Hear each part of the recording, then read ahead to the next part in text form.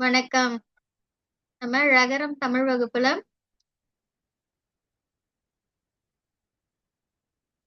பொருளறிவை முடிச்சிட்டோம். இப்ப அறிந்து கொள்வோம் அதுதான் பார்த்துட்டு இருக்கோம். தமிழ் வார்த்தைகளுக்கான இங்கிலீஷ் மீனிங் அதுதான் பார்த்துட்டு இருக்கோம். ஆன்டி இப்ப 5 ஸ்லைடு கொடுத்துருக்கேன். இதுல தமிழ் வார்த்தைகள் இருக்கு. இடது பக்கம் வலது பக்கம் இங்கிலீஷ் வார்த்தைகள் இருக்கு.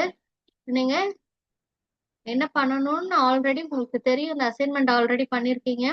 இந்த வார்த்தைகள் எல்லாம் என்ன பண்ணணும், ஒரு தடவை பார்த்து எழுதணும். அடுத்தது டிக்டேஷன். அம்மாவை இடது பக்கம் உள்ள வார்த்தைகளை கேட்க சொல்லி வலது பக்கம் உள்ள வார்த்தைகளை நீங்க பார்க்காம சொல்லி அனுப்பணும்.